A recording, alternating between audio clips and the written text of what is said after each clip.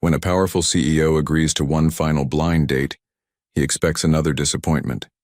Instead, a tearful 6-year-old girl appears at the restaurant door with devastating news about her dying mother.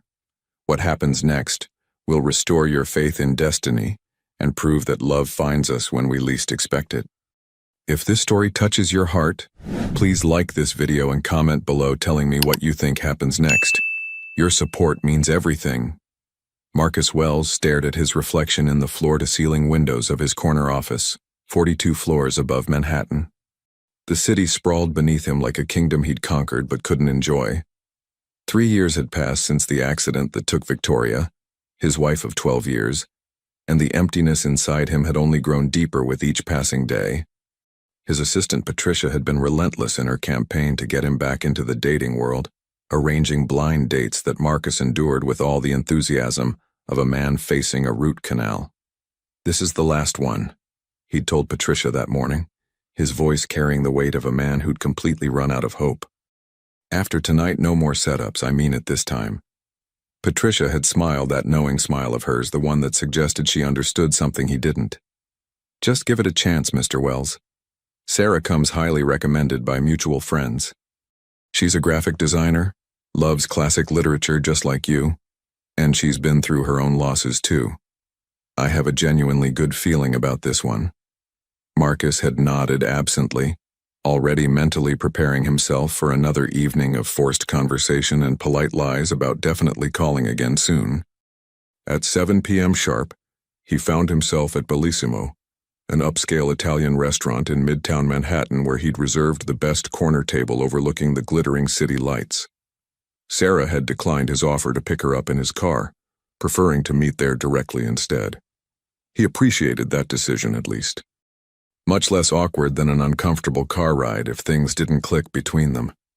He sat alone at the pristine white-clothed table, watching couples around him laugh and touch hands tenderly across candlelit tables, while soft music played in the background. The expensive wine he'd ordered sat completely untouched in its crystal glass.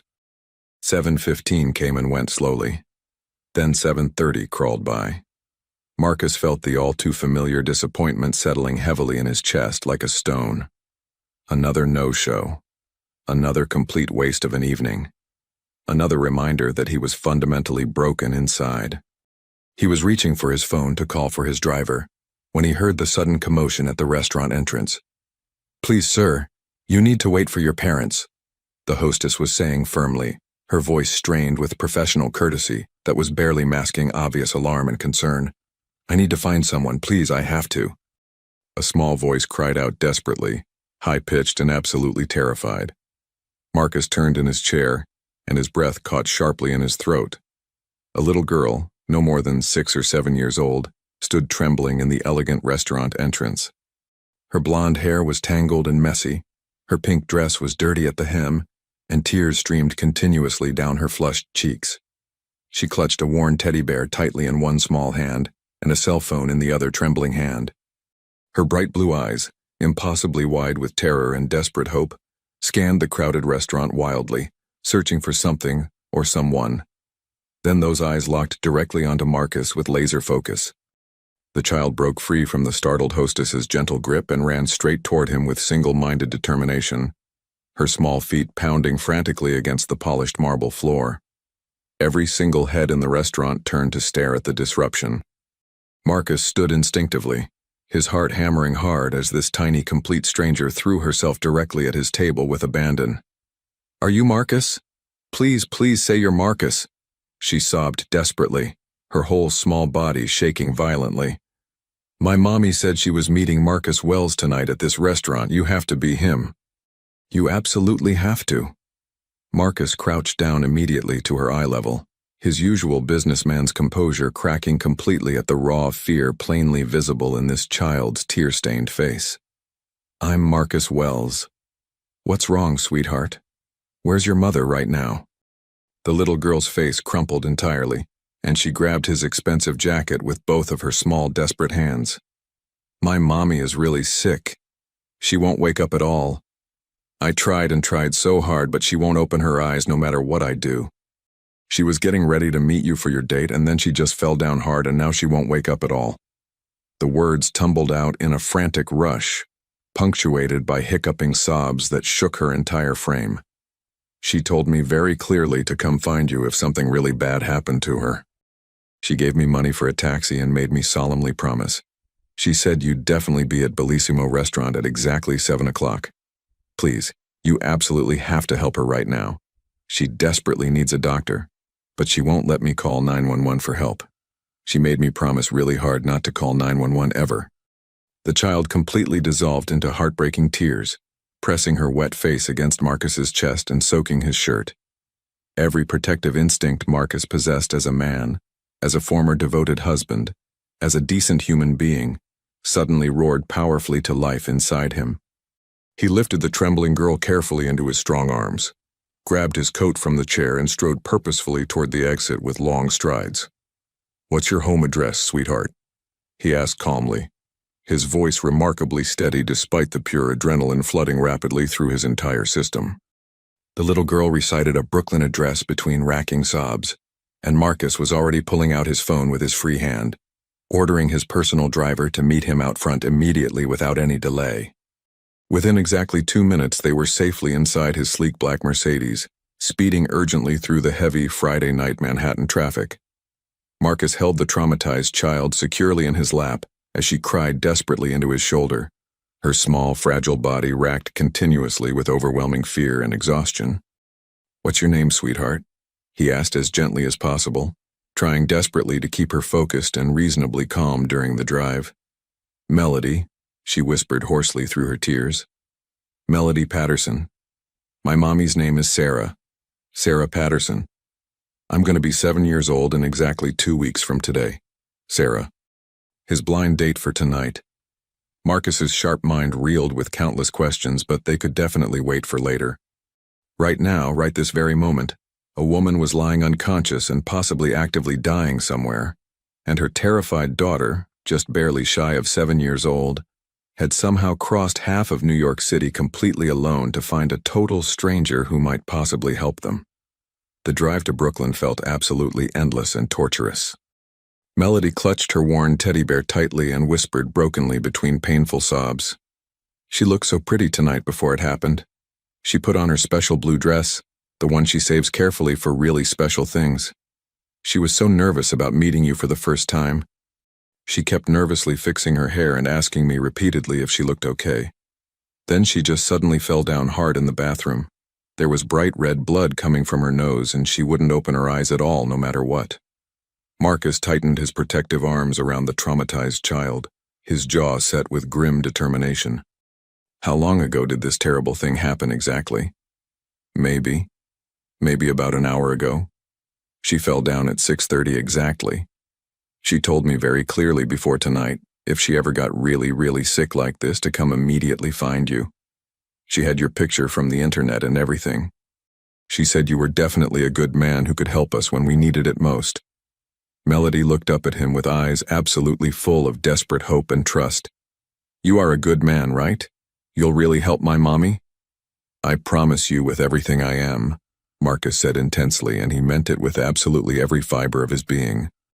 Something profound about this entire situation, this brave child, this woman he'd never even met before tonight, gripped him powerfully in a way he absolutely couldn't explain rationally. It felt exactly like the universe had deliberately reached down and grabbed him firmly by the collar, saying clearly, "Pay very close attention. This matters more than anything." They pulled up quickly to a modest apartment building in a clearly working-class Brooklyn neighborhood. Melody led him urgently up 3 flights of narrow stairs to a small apartment. The door was unlocked. Marcus's heart pounded violently as they entered together. The apartment was undeniably tiny but surprisingly clean, decorated with obvious loving care despite extremely limited financial means. Colorful children's drawings covered the refrigerator completely. A small, overcrowded bookshelf overflowed with worn paperbacks. "Mommy!" Melody cried desperately, running frantically toward a darkened hallway. Marcus followed immediately and stopped completely dead in the bathroom doorway, frozen. A woman lay crumpled on the cold tile floor, her beautiful blonde hair spilled around her like golden silk. Even unconscious and deathly pale, She was absolutely breathtaking. She wore a simple blue dress that brought out her eyes perfectly, now closed. Dried blood crusted beneath her nose, and her breathing was terrifyingly shallow but still steady. Marcus dropped instantly to his knees beside her motionless form, his skilled fingers finding her pulse point. Weak, but definitely present. "Sarah," he said very firmly, touching her shoulder carefully. "Sarah, can you hear me at all?" No response whatsoever. He pulled out his phone decisively. "No!" Melody grabbed his hand desperately. "She made me promise really hard. No 911 ever. She said we absolutely can't afford it at all, and they'll take me away from her if they know she's sick again." Marcus looked at the absolutely terrified child, then back at the unconscious woman, and made a crucial decision instantly. "I'm calling my personal physician right now. He makes private house calls and he's completely discreet. But your mother desperately needs professional help right this moment, Melody. Do you trust me enough?" Melody nodded frantically, tears streaming down her face continuously. Marcus made the call immediately. Dr. Raymond Chen answered on the second ring. "Marcus, it's Friday night. This better be genuinely important. Raymond, I need you in Brooklyn immediately without any delay. I'm sending you an address right now." A woman, mid-30s, completely unconscious, nosebleed, dangerously shallow breathing. It looks like she collapsed about 90 minutes ago. Marcus rattled off the symptoms professionally while gently moving Sarah carefully into recovery position. "I'll be there in 20 minutes maximum. Don't move her more than absolutely necessary." As they waited anxiously, Marcus explored the apartment carefully with Melody clinging desperately to his hand. The signs were everywhere once he knew to look. Prescription bottles lined the bathroom cabinet, multiple medications with names Marcus didn't recognize. A medical alert bracelet lay on the bedside table next to a framed photo of Sarah and Melody at the beach, both laughing joyfully into the camera.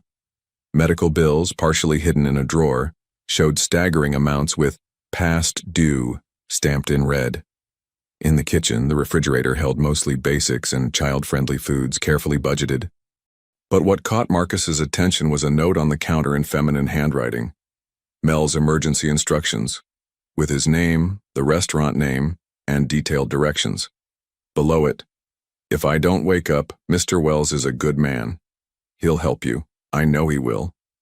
Marcus stared at those words, written by a woman who'd never met him, who'd placed her daughter's safety in the hands of a blind date who might never have shown up. The trust, the desperation, the sheer courage it must have taken to write those words made his throat tight. "Why did your mother think I would help?" Marcus asked Melody gently. The little girl looked up at him with those impossibly blue eyes. "She read about you in a magazine, about how you lost your wife and how you give money to hospitals and sick kids. She said anyone who helps sick children when his heart is broken must be a really good person deep down. She said maybe you'd understand about being sad and needing help." Marcus felt something crack open inside his chest, some frozen part of himself he'd locked away 3 years ago. This woman, this stranger, had seen past his wealth and reputation to something he'd thought died with Victoria. "Doctor?" Chen arrived with 2 medical bags and immediately took over. Marcus led Melody to the living room while the doctor examined Sarah. The little girl sat pressed against his side on the small couch, exhausted from crying but too scared to sleep. "Tell me about your mom," Marcus said softly. Melody's face lit up despite her fear. "She's the best mommy ever. She works really hard at a design company making pictures for websites. She lets me help sometimes, picking colors. She reads me stories every night even when she's too tired. She makes funny voices for all the characters." The child's voice wobbled. "But she gets sick a lot. The doctor said her heart doesn't work right. She takes lots of medicine, but sometimes it's not enough. She always gets back up, though. She always does." Dr. Chen emerged 40 minutes later, his expression grave. "She's stable for now. I've started an IV for dehydration and given her medication to stabilize her heart rhythm. But Marcus, this woman has severe cardiomyopathy. Her heart is functioning at maybe 40% capacity. She needs to be in a hospital immediately." "She can't afford it," Marcus said quietly, "and she's terrified they'll take her daughter. That child's mother is dying, Marcus. Without proper treatment, she won't make it 6 months. She needs a transplant." Marcus looked at Melody sleeping against his shoulder. He thought of Victoria, of the emptiness consuming him for 3 years, of the note written by a woman who'd trusted a stranger. Something shifted in the universe at that moment. "What does she need?" he asked. "Full cardiac care, surgery, hundreds of thousands of dollars." "Make it happen," Marcus said. "I'll cover everything." Sarah woke briefly around midnight. "You're Marcus Wells," she whispered. "You came. Melody found you." "Rest," Marcus said gently. "Your daughter is safe. You're going to be okay. I promise." As Sarah drifted back to unconsciousness, she whispered, "Thank you for being the man I hoped you'd be." Marcus sat through the night making calls, arranging transfers, setting wheels in motion. And for the first time in 3 years, the emptiness inside him felt like it might begin to fill. Morning sunlight crept through Sarah's apartment as Marcus ended another call. Presbyterian Hospital's cardiac team would be ready by 8. Melody still slept, exhausted.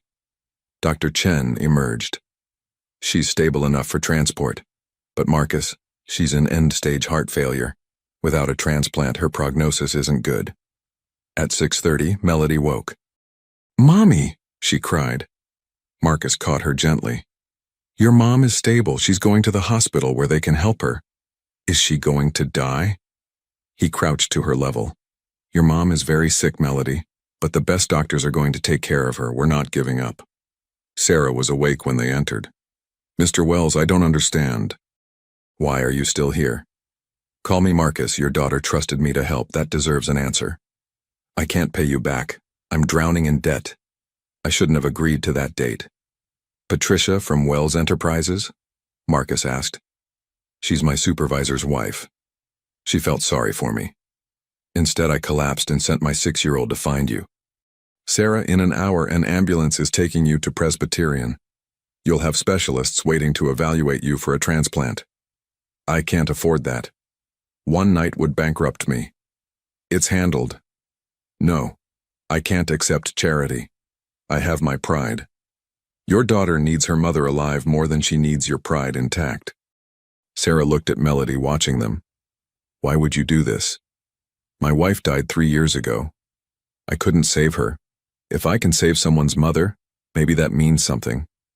At 7, the ambulance arrived. Sarah was whisked into Presbyterian's cardiac wing. Dr. Natasha Volkov, a leading specialist, examined her. "This patient should have been hospitalized months ago," Volkov told Marcus.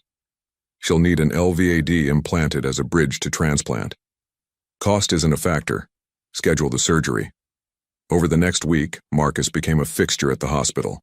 He hired Mrs. Chen to help with Melody but spent evenings there himself. He read stories, bought coloring books, learned Melody loved strawberry ice cream. Sarah watched from her bed. "You should be running your company, not babysitting my daughter. I have excellent people running my company. Besides, I haven't felt this useful in years." "Why are you really doing this?" Marcus set down his tablet. "When Victoria died, I threw myself into work. Everything felt empty. That night at the restaurant, I decided it was my last attempt at moving forward. Then Melody showed up and I realized what I'd been missing. Purpose, Sarah. You and your daughter have given me that. I'm terrified of what happens to Melody if I don't make it. She wouldn't go into the system. I'd petition for guardianship." Sarah stared. "You can't just adopt someone's child. If the worst happens, I'd make sure she's cared for, educated, loved." Fresh tears spilled. "How do I thank you?" "Get better. That's all the thanks I need." The LVAD surgery was scheduled. The night before, Sarah asked Marcus to stay. They talked through the night. Sarah told him about Melody's birth, her diagnosis, impossible choices. Marcus shared about Victoria, the accident, the guilt he carried. "You can't blame yourself for being alive," Sarah said. "Maybe that's what we all are, works in progress." At dawn, nurses prepared Sarah for surgery. "I'll be here when you wake up," Marcus promised. As they wheeled her away, Sarah whispered, "Tell Melody I love her more than all the stars." Marcus and Melody waited 8 hours. At hour 7, Dr. Volkov appeared. Everything went perfectly. Her body is accepting the LVAD. When they saw Sarah in ICU, connected to machines but alive, Melody climbed onto the bed. "You did it, Mommy." Sarah's eyes opened. She smiled at Marcus. Works in progress. Sarah's recovery from the LVAD surgery was slower than anyone hoped, but faster than some feared. The device whirred softly in her chest 24 hours a day, a mechanical heart helping her damaged one pump blood through her exhausted body. She spent 2 full weeks in the intensive care unit under constant monitoring, then another full month in a regular hospital room, gradually regaining strength, while dedicated doctors monitored her progress carefully and adjusted medications daily. Throughout it all, Marcus was an absolutely constant presence by her side. He'd completely restructured his entire life around Sarah and Melody's needs, without a single second thought or hesitation. His executive team had learned quickly to conduct important meetings via video conference from the hospital waiting room. His assistant Patricia had cried genuine tears of joy when she learned what happened, immediately arranging meal deliveries, thoughtful care packages, and whatever else Sarah might possibly need. "I was genuinely hoping you two would hit it off," Patricia told Marcus one afternoon outside Sarah's hospital room. "But I never imagined anything like this. You've completely transformed, Marcus. You're genuinely alive again in a way I haven't seen in 3 years." Marcus watched through the window as Melody showed her mother a colorful drawing she'd made, a picture of the 3 of them holding hands under a vibrant rainbow. "I didn't know how dead I'd become until I had a reason to live again," he admitted quietly. "They saved me as much as I'm helping them survive." By week 6, Sarah was strong enough for short walks down the hospital corridor with assistance. Marcus would push her wheelchair carefully while Melody skipped ahead excitedly, the LVAD's battery pack secured safely in a bag at Sarah's side. They became a familiar sight on the cardiac floor, the wealthy CEO, the sick young mother, and the bright-eyed little girl who'd brought them together against all odds. "I need to talk seriously about what happens next," Sarah said one evening after Melody had gone home with Mrs. Chen for the night. She sat in the chair by her window, looking healthier than she had in months, despite all the medical equipment. "I can't stay in the hospital forever, and I absolutely can't go back to my apartment. 3 flights of stairs with this device, completely impossible. Plus I can't work for months, maybe longer. I have no income, mounting bills, nowhere to go." Her voice cracked with emotion. "I feel so utterly helpless." Marcus had been expecting this difficult conversation and had already made detailed arrangements. "I have a solution, but I need you to hear me out completely before you say no." Sarah eyed him warily. "Why do I feel like I'm about to argue with you?" "Because you're stubborn and independent and you hate accepting help," Marcus said with a slight smile. "But you're also practical and you love your daughter more than your pride. So hear me out completely." He pulled up a photo on his tablet. "This is my home in Connecticut. It's about an hour from the city. 8 bedrooms, full medical suite that I had installed when Victoria was sick, private grounds, live-in staff including a nurse. There's a wing on the east side that's completely self-contained. Bedroom, bathroom, sitting room, kitchenette. It's been empty since Victoria's mother passed away 2 years ago." Sarah stared at the photo of the sprawling estate. "Marcus, I can't move into your mansion like some charity case." "Let me finish," Marcus interrupted gently. "You need round-the-clock medical monitoring. You need a safe, accessible space for recovery. You need someone to help with Melody while you heal. I have all of that sitting empty. And before you say it's too much, think about what's best for your daughter. Would she rather see you stressed and struggling in some inadequate apartment, or happy and healing in a safe place? That's not fair, using Melody. It's completely fair. She's the most important factor in this equation." Marcus leaned forward. "Sarah, I'm not asking you to accept charity. I'm offering you a place to recover where you can focus entirely on getting strong enough for a transplant. Melody can have stability, good schools, space to be a kid instead of a caretaker. And honestly, I could use the company. That house has been a mausoleum for 3 years. Maybe it's time it felt like a home again." Sarah wiped at her eyes. "I don't understand you, Marcus Wells. What do you get out of this, really?" Marcus was quiet for a long moment, gathering his thoughts. "When Victoria died, I thought my capacity for caring about people died with her. I went through the motions, Work, charity, obligatory social events, but I felt nothing. Empty. Then Melody crashed into my life, terrified and desperate, and something woke up inside me. Purpose, connection, the desire to protect and help and be present. He met Sarah's eyes. You and your daughter have given me something I thought I'd never have again. A reason to come home at night that isn't just habit. That's worth more than any amount of money. We've known each other 2.5 months, Sarah whispered. This is insane. Completely insane, Marcus agreed. And yet, here we are. Sarah looked at the photo of the estate again, then at the stark hospital room that had been her world for over a month. If I do this, and I'm not saying yes yet, there would need to be boundaries, clear expectations. I won't have Melody getting attached to a situation that might disappear. Agreed. We'll draw up a formal arrangement. You're not guests, you're residents with rights and privacy. If at any point you want to leave, you can. No questions, no guilt. Marcus paused. But I hope you'll give it a real chance, Sarah. For Melody's sake, yes, but also for yours. You've been fighting alone for so long. Let someone stand beside you for a while. 3 days later, Marcus's private car pulled up to his Connecticut estate with Sarah and Melody inside.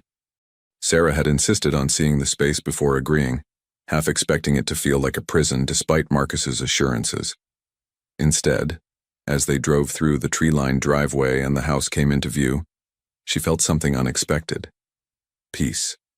The estate was beautiful, but not ostentatious. Classic New England architecture surrounded by mature gardens and rolling lawns. Inside, the house was elegantly furnished but comfortable, lived in despite Marcus's claims of it feeling empty. Staff appeared to help with bags, but didn't hover. The head housekeeper, Anna, was a warm woman in her 50s who immediately offered cookies and a tour. The East Wing suite was perfect, spacious but cozy with large windows overlooking the gardens. The medical equipment was discreetly tucked into a corner but readily accessible. A connecting door led to a smaller bedroom that had been prepared for Melody, decorated in soft purples and filled with books, toys, and art supplies. Melody's squeal of delight echoed through the house. "Mommy, look! There's a window seat and a reading nook, and look at all the stuffed animals." She ran from corner to corner, her joy infectious. Sarah sank onto the bed, overwhelmed. "Marcus, this is too much." "It's exactly enough," he corrected, sitting beside her. "The medical nurse, Helen, will be here twice daily to check your vitals and manage the LVAD. Anna will handle meals and housekeeping. Mrs. Chen will continue helping with Melody's care and education. All you need to do is rest and heal." "I need to contribute something," Sarah insisted. "I can't just live here doing nothing." Marcus considered this. "You're a graphic designer, right? My company needs a website redesign. I've been putting it off for months. If you feel up to it, once you're stronger, you could consult on that. Paid work, professional contract. Would that help?" Sarah nodded, relief evident. "Yes, that would help a lot." Over the following weeks, they settled into an unexpected routine. Marcus would leave for the office each morning but return by dinner, which they shared as a makeshift family. Melody blossomed in the stable environment, her anxiety fading as she saw her mother growing stronger. She started at the local private school, where she quickly made friends and shocked her teachers with her artistic talent. Sarah began working a few hours daily on the website redesign, energized by having professional purpose again. Marcus would often find her in the sunroom, laptop balanced on her knees, sketching design concepts.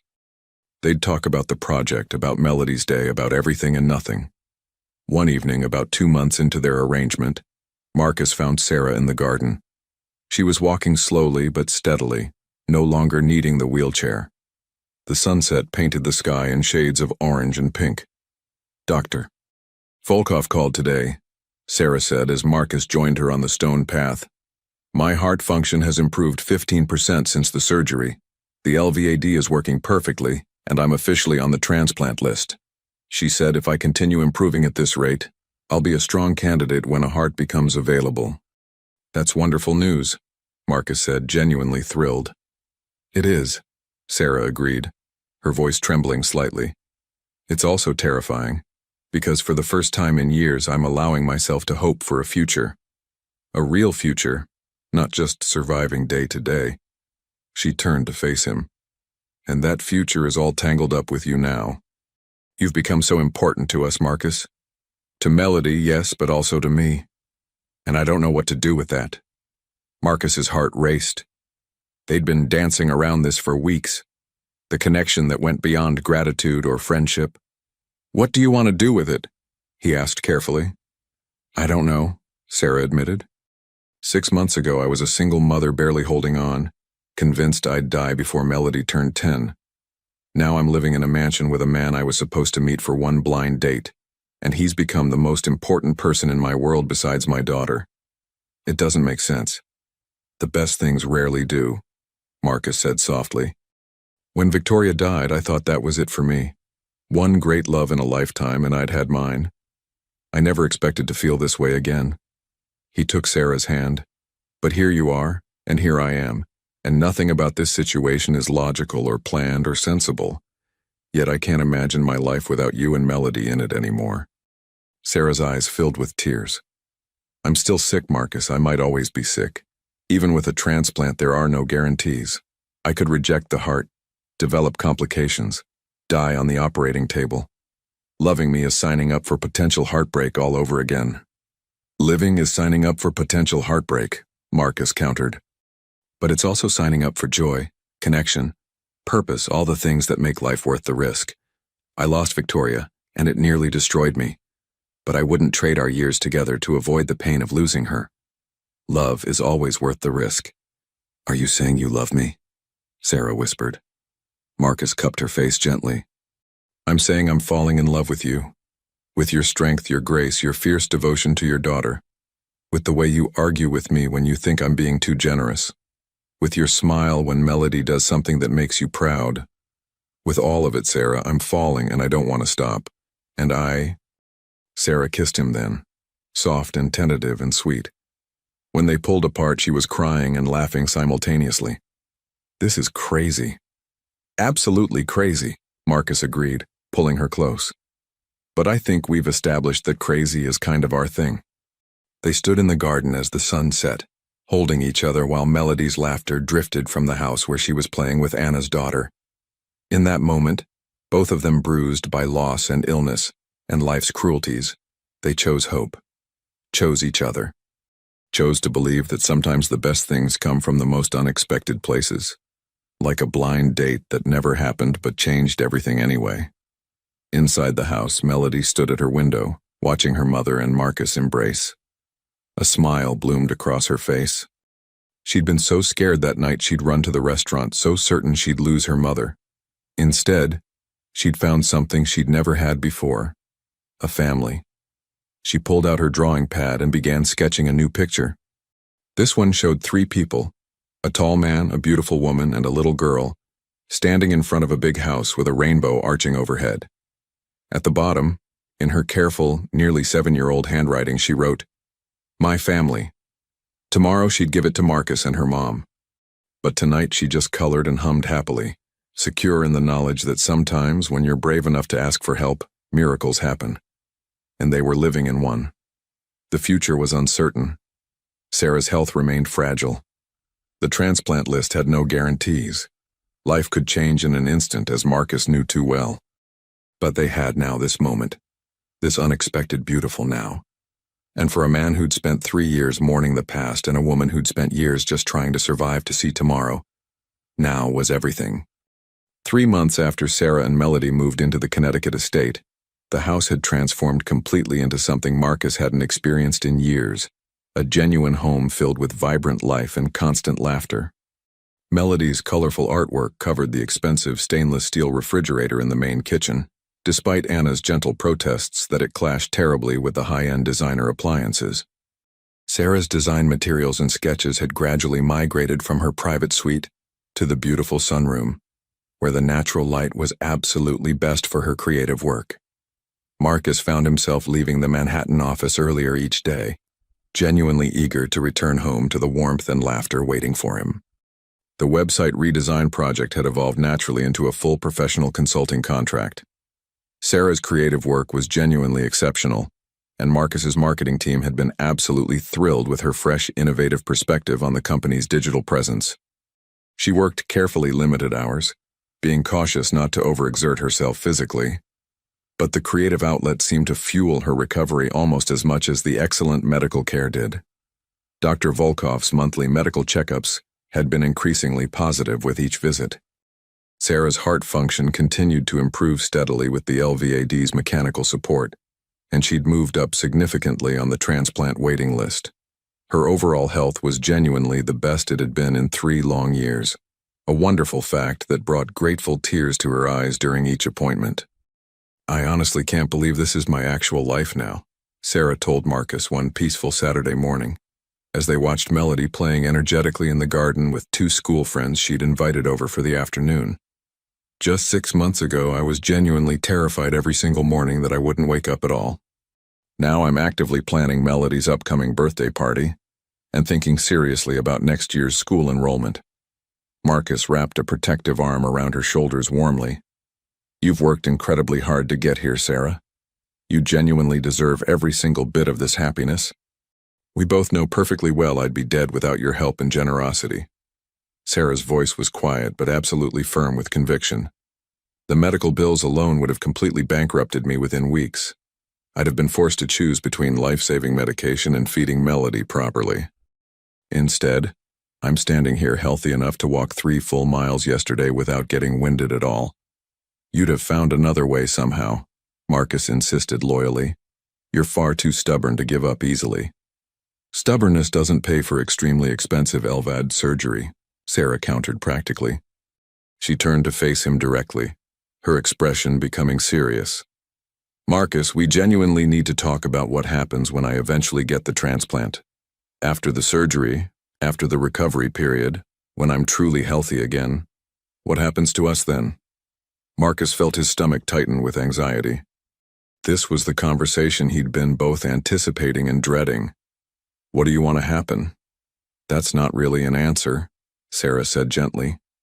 "You've built your entire life around taking care of us. When I don't need taking care of anymore, does this all end? Do we go back to our separate lives? Is that what you want?" Marcus asked, unable to keep the fear from his voice. "No," Sarah said immediately. "God, no. But I need to know this isn't just about you saving someone. I need to know that when I'm well, when I'm not this fragile thing that needs protecting, you'll still want me around." Marcus pulled her close, his heart aching. "Sarah, I fell in love with you, not with rescuing you. Yes, helping you heal has given me purpose, but you've given me so much more. You've given me laughter again. Conversations that challenge me. Someone who sees past the money and the power to who I actually am. Do you really think that disappears when you're healthy?" "I worry constantly," Sarah admitted, her face pressed against his chest. "I worry that you fell in love with the situation, not the person. That once I'm strong enough to stand on my own, you'll realize you don't need me anymore." Marcus tilted her chin up to meet his eyes directly. "Sarah Patterson, I have been alone by choice for 3 full years. I had money, power, opportunity. I could have dated anyone, married again if I wanted. I chose solitude because nothing felt right. Then a terrified little girl found me in a restaurant, and her brave, stubborn, beautiful mother showed me what I'd been missing. Not someone to rescue, someone to build a life with." Tears streamed down Sarah's face. "I love you so much it terrifies me, because I've never had something this good, and I keep waiting for it to be taken away." "I know that feeling," Marcus said softly, thinking of Victoria. "But we can't live in fear of loss. We have to trust that what we're building is strong enough to weather whatever comes." Their moment was interrupted by Melody running up breathlessly, excited. "Marcus, Mommy, can we have my birthday party here? With a bouncy castle and face painting and everything, please?" Marcus laughed, lifting the little girl into his arms. "Of course we can. Whatever you want, birthday girl." Melody wrapped her arms around his neck tightly. "Can I ask you something important? Anything at all? When Mommy gets her new heart and gets all better, are you still going to be here? Katie at school said her mom's boyfriend left when her mom didn't need help anymore. You're not going to leave, are you?" The question hit Marcus like a punch to the gut. He exchanged a look with Sarah over Melody's head, seeing his own emotions reflected in her eyes. "Melody, look at me," he said gently, setting her down so they were eye level. "I'm not your mommy's boyfriend because she needed help. I'm here because I love her. And I love you. That doesn't change whether your mom is sick or healthy, understand?" "You love us?" Melody's eyes went wide. "Like, really love us? Forever love us?" "Forever love you," Marcus confirmed, his voice thick with emotion. "You're my family now. Both of you. And family doesn't leave." Melody threw herself at him, nearly knocking him over. "I love you too, Marcus, so much." Over Melody's head, Marcus met Sarah's tear-filled gaze. In that moment, something unspoken passed between them. This was real. This was permanent. Whatever the future held, they would face it together. Melody's 7th birthday party 2 weeks later was a spectacular affair. Marcus had initially wanted to hire professional party planners, but Sarah had insisted they do it themselves, wanting it to feel personal rather than purchased. The compromise was Marcus providing resources while Sarah directed the vision. The estate's back lawn was transformed into a carnival wonderland. A massive bouncy castle dominated one corner. A face painting station was set up under colorful tents. Anna had orchestrated a menu of child-friendly foods that somehow also appealed to the attending parents. 20 children from Melody's school ran wild across the perfectly manicured grass, their laughter filling the air. Marcus stood near the refreshment table, watching Sarah coordinate activities with the ease of a woman who'd done this countless times. She was radiant in a simple yellow sundress, her color healthy, her movements confident. The LVAD battery pack was cleverly concealed in a designer bag that Anna had found, making it nearly invisible. "You've done an amazing thing here, Marcus," Patricia said, appearing at his elbow with a glass of lemonade. "I've known you for 15 years, and I've never seen you this happy.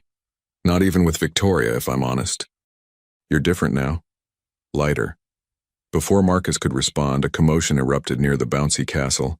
He turned to see Melody standing frozen, staring at someone who'd just arrived. A man in his late 30s, casually dressed but clearly out of place among the party guests, stood at the edge of the lawn. Sarah had gone completely pale. She moved toward Melody, positioning herself between the child and the stranger. "What are you doing here, Derek?" Her voice was cold in a way Marcus had never heard. Derek. The name clicked. Melody's father. The man who'd abandoned Sarah when she was pregnant. Marcus moved quickly to Sarah's side. "Is there a problem?" Derek's eyes flicked between Sarah, Marcus, and the elaborate party setup. "Nice place you've got here, Sarah. Quite the upgrade from that Brooklyn shoebox."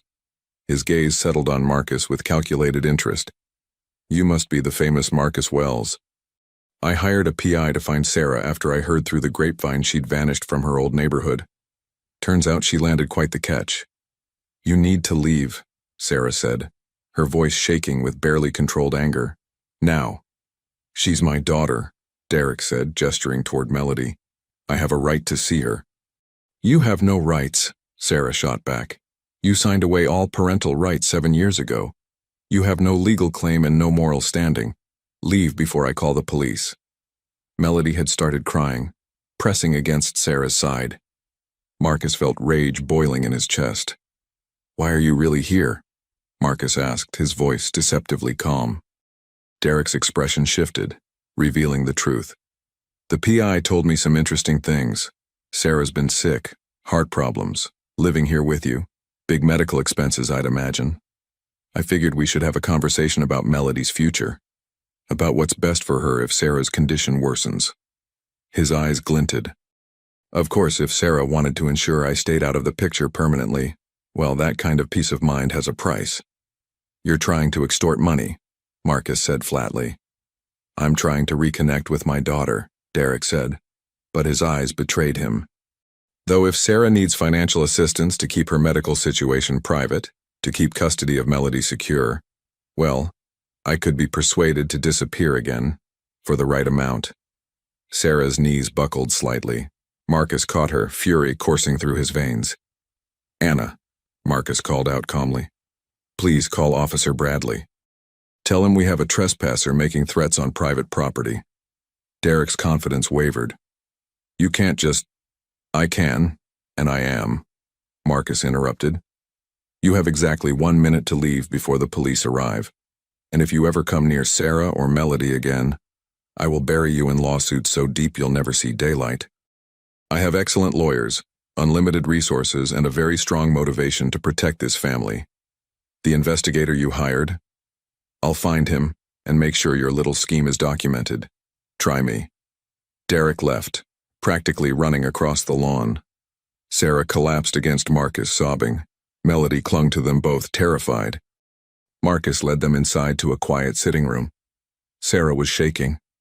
He could challenge my custody, she whispered. He won't, Marcus said firmly.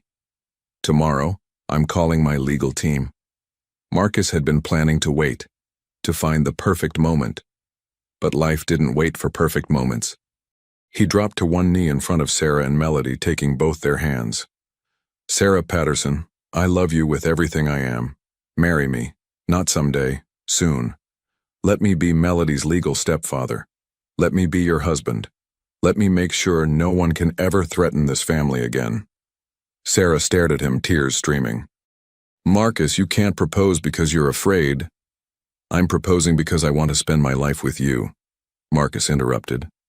Derek showing up just made me realize I'm done waiting. I want you to be my wife. I want to adopt Melody legally. I want us to be a family in every sense. Melody looked between them. Are you asking Mommy to marry you? Does that mean you'd be my dad? If you'd want that, Marcus said softly. I would love to be your dad in all the ways that matter. To be there for school plays and soccer games and skinned knees.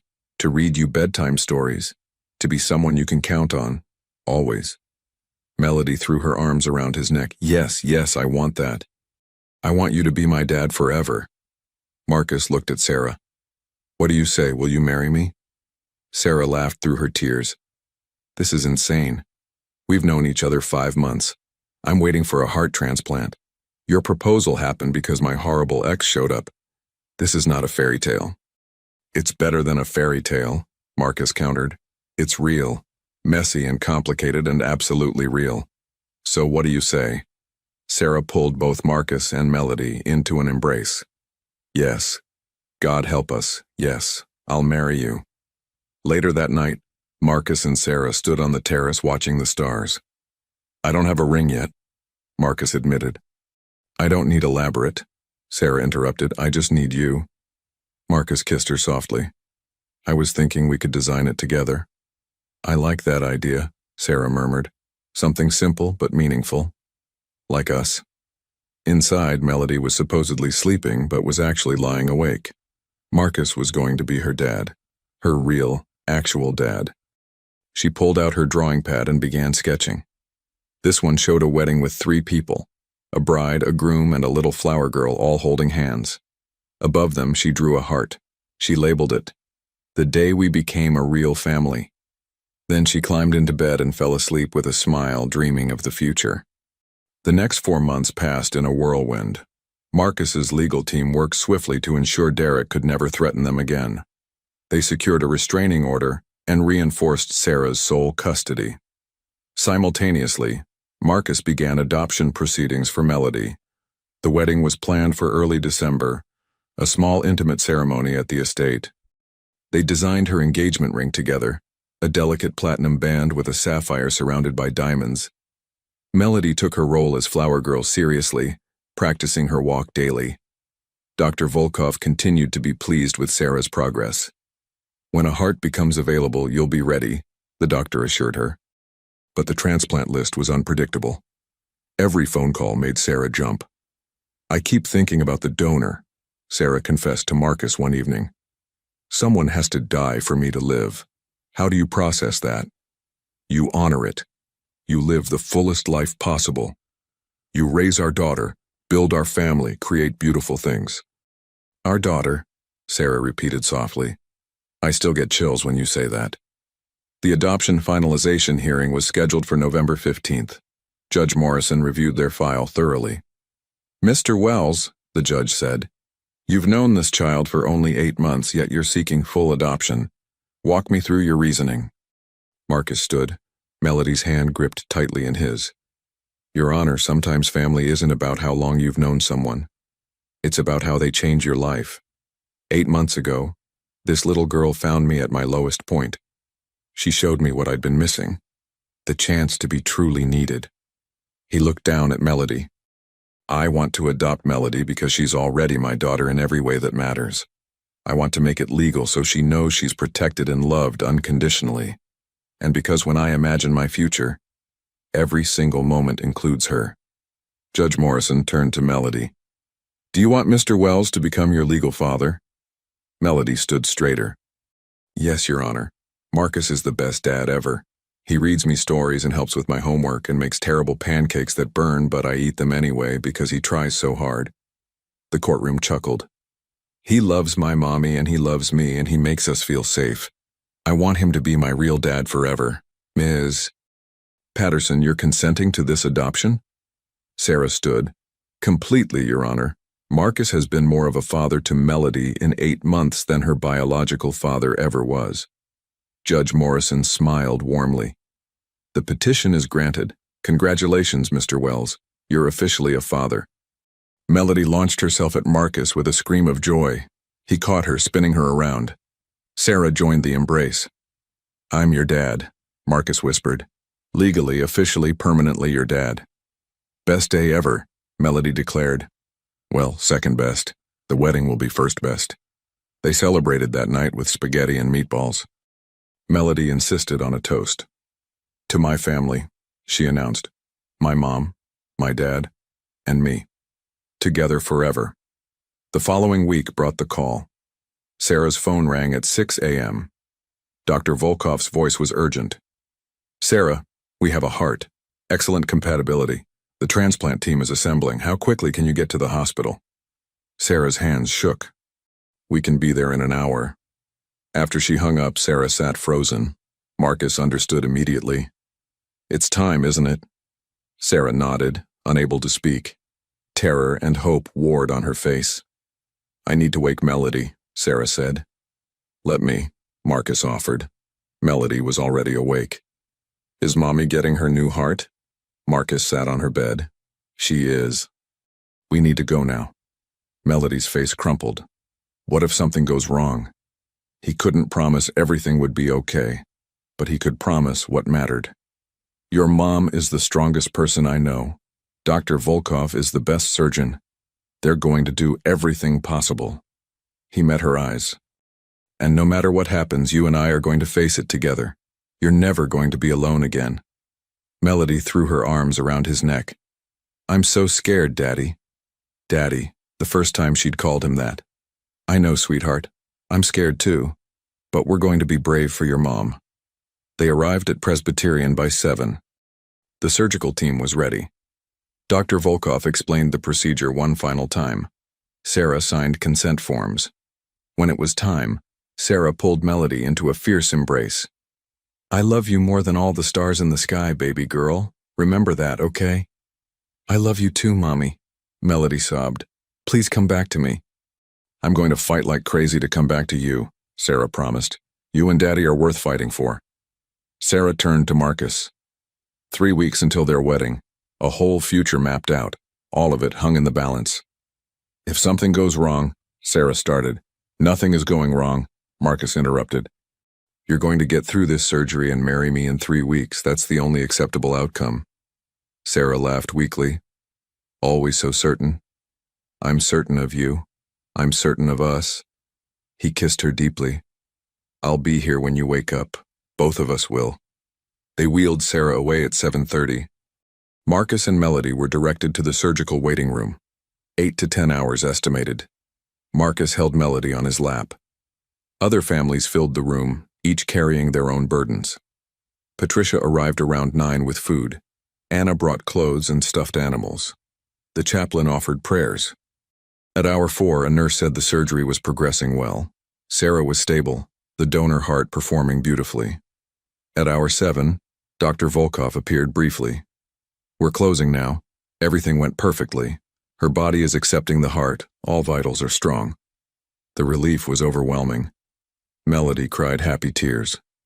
Marcus felt like he could breathe again. At hour 9, they saw her in ICU. Sarah was unconscious, intubated, connected to machines. But her heart, her new, healthy heart, beat steadily on the monitor. Marcus held Melody up. See, she made it. Just like I promised. When will she wake up? Probably tomorrow. She needs to rest now. They left reluctantly. At the estate, Marcus carried Melody to her room. Your mom's going to be okay. We're going to be a family for a very long time. He sat alone that night and prayed. Please let her survive this. Let us have our chance. And Marcus Wells, who'd thought his capacity for love had died 3 years ago, sat in the darkness and waited for dawn, for the woman he loved to wake up and choose life one more time. Sarah woke on the second day, groggy but alive. The breathing tube had been removed. Her new heart beat steadily. When she saw Marcus and Melody, relief flooded her face. You're here, she whispered. Where else would we be? Marcus asked. Melody climbed carefully onto the bed. You did it, Mommy. You got your new heart. I am, Sarah agreed, tears streaming. I'm going to be all better. She looked at Marcus. I can feel it. It's different, stronger. Dr. Volkov confirmed during examination. Your new heart is functioning beautifully. No signs of rejection. If recovery continues at this pace, you could be home in 2 weeks. 2 weeks, Sarah repeated. That's December 7th. The wedding is December 20th. We can postpone, Marcus said. No, Sarah interrupted firmly. No postponing. I've waited my entire life for this. We're getting married on December 20th as planned. You'll barely be recovered. Sarah gripped his hand. Marcus Wells, I just survived having my heart replaced. I think I can handle saying I do. Dr. Volkov smiled. If her recovery continues, there's no medical reason to postpone. The next 2 weeks were recovery milestones. Sarah progressed faster than expected. By day 5, she was walking corridors. By day 8, she was laughing about wedding plans. We're not going to Bora Bora immediately after surgery, Sarah insisted. Then where? The cottage in Maine.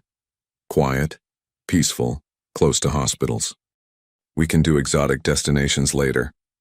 Sarah was discharged December 8th. Coming home felt surreal. She walked through the door with a strong, healthy heart and no battery pack. Melody showed her the wedding preparations. The lawn had been transformed into a winter wonderland with white fabric, lights, and a wooden arbor covered in roses. It's perfect, Sarah breathed. The wedding party was small. Patricia was maid of honor.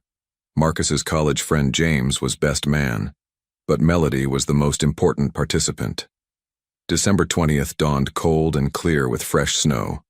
Sarah woke surrounded by Patricia and Anna helping her dress. The gown was simple, cream silk with long sleeves to cover the surgical scar. You're radiant, Patricia said. I'm happy, Sarah replied. I have my health, my daughter, and I'm marrying the most amazing man. Marcus was having a similar conversation with James. You're sure about this? Less than a year. Those people haven't met Sarah, Marcus replied. I wasted 3 years being alone. I'm not wasting another day. The ceremony was at 4 p.m. 75 guests assembled. Melody walked down the aisle first, scattering rose petals. She looked adorable in her purple dress. Then Sarah appeared. Marcus's breath caught. She was beautiful, glowing with health and happiness. She walked unescorted, symbolic of her independence. Each step was steady, her eyes locked on Marcus. When she reached the arbor, Marcus took her hands. You're breathtaking, he whispered. You're not so bad yourself, Sarah whispered back. The officiant began. We gathered to witness the union of two people who found love in unexpected circumstances. Their relationship began with desperation and courage. It has been forged through crisis, strengthened by adversity. Do you, Marcus Alexander Wells, take Sarah Elizabeth Patterson to be your wife? To love her in sickness and in health, for richer or poorer, as long as you both shall live? I do, Marcus said. Absolutely, I do. And do you, Sarah Elizabeth Patterson, take Marcus Alexander Wells to be your husband? I do. With all my heart. My new heart, I do. They'd written their own vows. Marcus went first. Sarah, 8 months ago I was going through the motions without being alive. Then your daughter crashed into my life and something woke inside me. Purpose. Hope. You showed me what I'd been missing. The chance to matter fundamentally. You've given me a daughter I adore, a future I can't wait to live, and a reason to believe in second chances. I promise to be the husband and father you both deserve, to stand beside you in every challenge. I love you, Sarah. Today, tomorrow, and all the days after. Sarah pulled out her card. Marcus, when I wrote that note for Melody, I was placing my most precious treasure in a stranger's hands. I had no guarantee you'd help. Just hope. You exceeded every possibility I'd imagined. You gave me medical care that saved my life, gave Melody stability and love, and gave us a family we thought existed only in fairy tales. I promise to be the partner you deserve, to support your dreams, share your burdens, love you fiercely. You saved my life. Now let me spend the rest of it showing you what that gift means. There wasn't a dry eye. Melody cried happy tears. The ring exchange was meaningful. Sarah had designed a ring with their 3 birthstones intertwined. Marcus's ring was platinum, engraved inside. You showed up, love, S&M. By the power vested in me, I now pronounce you husband and wife. Marcus, you may kiss your bride. Marcus pulled Sarah close and kissed her tenderly. The guests erupted in applause. Melody ran forward and threw her arms around both of them. The reception was in the ballroom. Dinner was elegant but comfortable. Marcus had hired a photographer who captured every moment. During the first dance, Marcus held Sarah carefully. How are you feeling? Perfect, Sarah murmured. Absolutely perfect. This is everything I dreamed of. We did it, Marcus said, against all odds. Because we fought for it, because you showed up. Because we chose each other every day. She met his eyes. I'm going to spend the rest of my life being worthy of your love. You already are, he said, kissing her softly. Melody insisted on a dance with her father. Marcus swept her onto the floor. This is the best day of my whole life, she declared. Mine too, Marcus agreed. As the evening wound down, the 3 of them stood together on the terrace overlooking snow-covered grounds. Next year, Mommy will be super healthy, Melody said. And maybe we'll have a baby brother or sister, and I'll be in 2nd grade, and we'll still be happy forever. Marcus and Sarah exchanged glances. After everything, the illness, the surgery, the recovery, the future Melody described was actually possible. Maybe, Sarah said, maybe all of that and more. That night, after Melody was tucked in and guests departed, Marcus and Sarah stood in their bedroom. She was exhausted but radiant. I need to tell you something, Sarah said. The donor, Dr. Volkov told me about them. Marcus sat beside her, taking her hand. You don't have to. I need to, Sarah insisted. She was 19, a college student studying art education, hit by a drunk driver. Her parents donated her organs because she'd signed up as a donor at 16. Sarah's voice broke. A 19-year-old girl died so I could live. Her parents chose to help strangers. That's an incredible gift. So we honor it, Marcus said softly. We live fully. We love deeply. We raise our daughter to be kind. We make every day count. I want to do more, Sarah said. Start a foundation for transplant patients who can't afford care, so other mothers don't have to choose between medication and feeding their children. Marcus pulled her into his arms. Of course. We'll call it the Victoria and Emily Foundation. Victoria for my late wife, Emily for your donor. 2 lives lost but not forgotten. 2 legacies of love. Sarah cried against his chest. How did I get so lucky? Because you were brave enough to send your daughter to find a stranger. Because you trusted. Because you fought when giving up would have been easier. You created this. They lay together, Marcus listening to her new heartbeat steadily. Outside, snow fell. Inside, their daughter slept peacefully. In the morning, they'd leave for Maine. There would be challenges, medications, checkups, the constant awareness transplant recipients lived with, but they'd face it together. Marcus thought about that night 8 months ago. He'd gone expecting nothing and received everything. A purpose, a daughter, a wife, a future. "Thank you," he whispered, though he wasn't sure who he was thanking.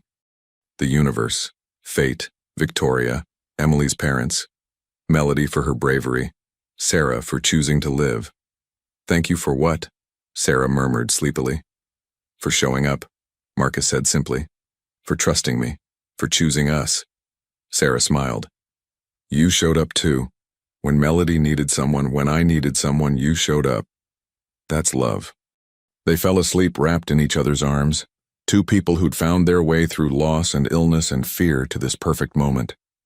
And somewhere in the night sky, perhaps Victoria and Emily looked down on the family forged from tragedy and grace, and smiled at human resilience and the transformative power of showing up when someone needs you most. The next morning, Melody burst in at 7. "Good morning, Mom and Dad. Time to start our forever family adventure." Marcus laughed, pulling his daughter close while Sarah smiled with pure joy. "Forever family adventure it is," he agreed. And as they began packing for Maine, all three understood this was just the beginning. There would be challenges and setbacks, triumphs and celebrations, but they would face it all together. A man who'd learned to love again, a woman given a second chance at life, and a brave little girl who'd trusted a stranger in a restaurant and changed 3 lives forever. Their story had started with desperation and fear. It was continuing with hope and love and the unshakable certainty that family isn't just who you're born to. It's who shows up when you need them most and chooses to stay through everything that follows. And they were staying. All of them. Forever.